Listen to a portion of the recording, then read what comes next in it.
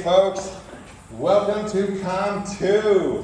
And you might be wondering, why is Com 2 relevant given what's going on in the world today? Well, it is relevant, and I'm trying not to stand on my stuff here, because words are symbols, and symbols are how we understand the world. You might say, for example, that, with things being what they are, you might feel like you're not in control, right? You might say, I don't control the virus. I don't control the Democrats. I don't control the Republicans. What do I control? Well, you know what you control? You control your breath, right? You can say to yourself, I got Albert the alligator here, because there's not an alligator, right? By the way, to introduce myself, I'm David Johansson.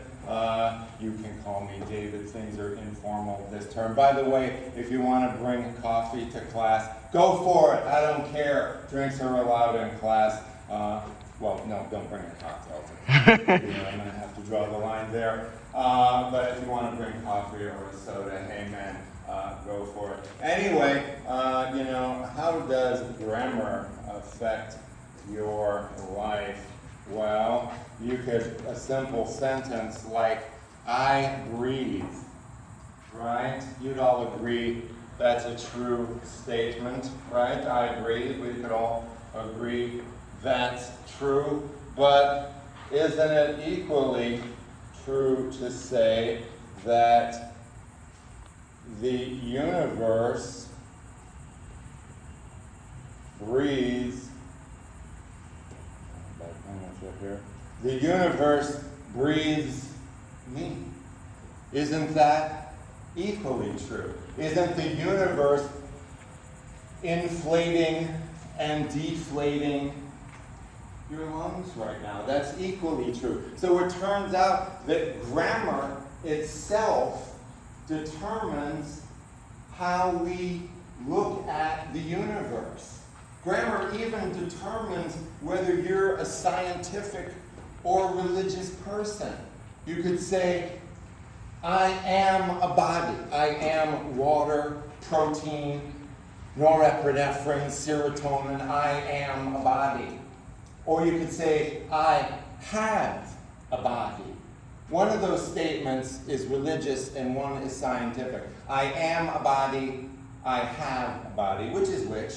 Which is scientific and which is religious? I am a body, I have a body. Which do you want to go with if you want to believe in life after death? Which one? You have to go with I have a body, right? Because then this becomes a sort of meat puppet. This is a sort of doll that I'm dragging around. The I is separate from the body, because then when this dies, the I goes on, right? I have a body. There's a soul that is somehow separate from the body.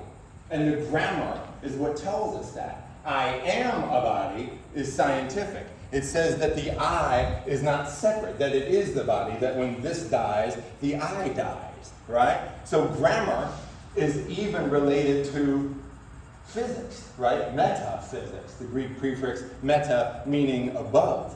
So grammar, language, tells us where we are in relation to the world. I breathe, or the universe breathes me.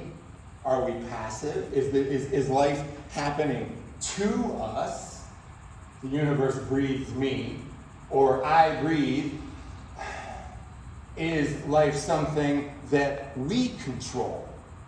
So language, the way that we look at language, the way that we conjugate verbs, is in fact something which empowers us, which gives us strength. And this was something that the Hebrews understood. First there was the Word, and who was the Word with? God. I don't mean to sound like I'm preaching up here, but this was something the ancients understood, that language was powerful, right? That the person who controlled the word, who controlled the symbol, controlled the argument. Now that said, we're here about empowerment. We're here about making you guys some money, all right? So we're here about what you control, which is your breath, which is the interpretation of symbolism, which is about creating a good place for you in the society. So that is about how we're going to go about functioning this semester. All right, and scene.